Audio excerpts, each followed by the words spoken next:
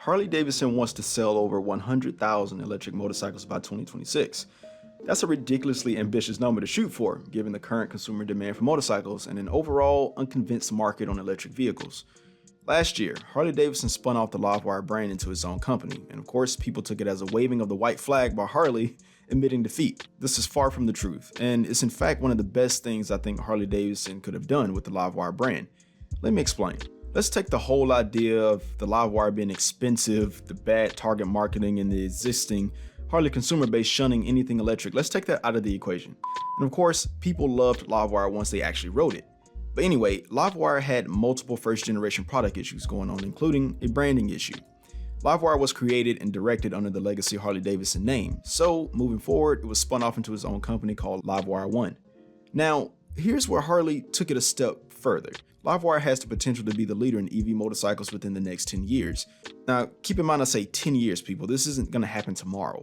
But for that to happen, a lot of money is needed for research and development to push the brand forward. So how does Harley raise capital? Well, that's using something called a SPAC, or a Special Purpose Acquisition Company, in this case AEA Bridges Impact Corporation, which is heavily focused on ESG-focused companies. That was a mouthful, but ESG stands for Environmental, Social, and Governance. Yes, folks, that means that Livewire One is in the sustainability business. Listen, electric vehicles in some form or fashion is inevitable, but when you look at companies like Rivian, Lucid, Ford, GM, Tesla, this all makes sense from Harley's viewpoint to spin off Livewire One, considering the legacy market Harley is already in, which is continuing to decline, and competition is increasing. Consumer taste in the market is shifting. A lot of focus is now on women and new riders to increase sales. A lot is going on.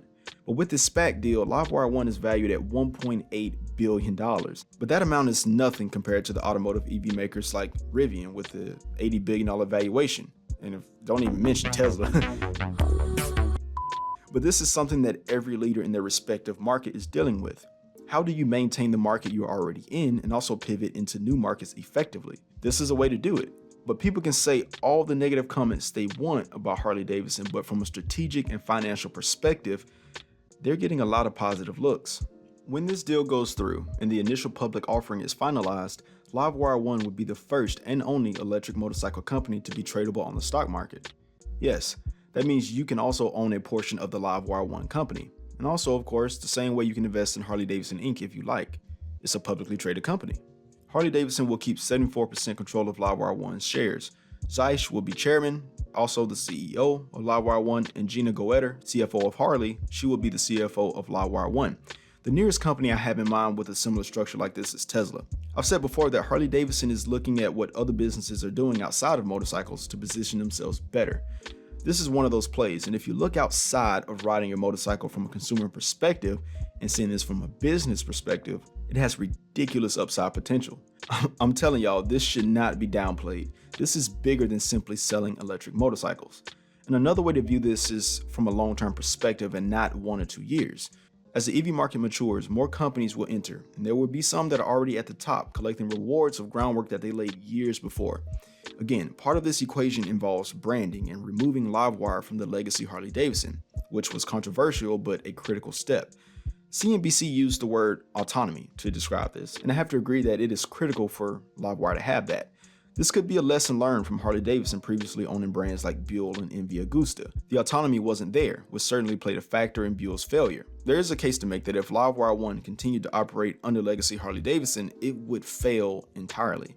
Again, autonomy of this brand is key, letting the brand build itself out, hiring its own engineers, hiring its own research and developers to design the brand as they go along versus doing things the way that Harley-Davidson has already been doing them.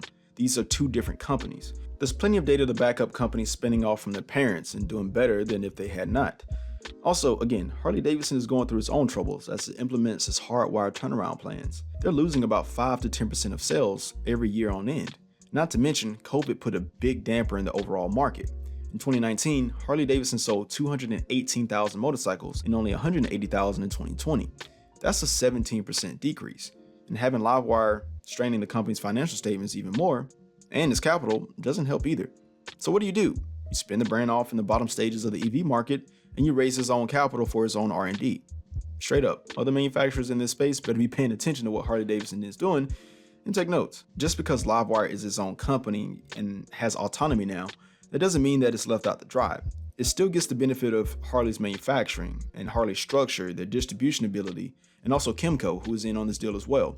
Not to mention any of the technological breakthroughs that Livewire creates, that gets funneled back into Harley. They're betting on the sharing of technology between Livewire and Harley, similar to how Tesla shares technology and manufacturing plants between Solar City, SpaceX, and the Boring Company. According to Bard Research, only 387 Livewires were sold in 2021, with $33 million in revenue.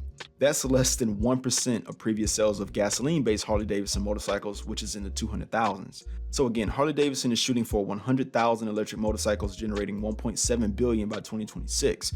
And 190,000 generating $3 billion by 2030. That is very ambitious, as they should be. And of course, there's the argument that electric vehicles won't make a sizable impact on gasoline engines by that time. But laying the groundwork now, from Harley's perspective, is a win-win. Even if that's the outlook, it's hard to rule against this move from Harley. If the EV market does mature in Harley's favor, they will be collecting the reward, even more so with Livewire not having the Harley-Davidson brand name. Only time will tell, but we could see one day the Livewire One company being more valuable than the Harley-Davidson brand itself. That would be a crazy outcome, but not totally impossible to see. But hey, I'm just speculating like everyone else. So leave an opinion down below and click the like button if you learned something. But as always, if you're subscribed, I'll see you in the next one.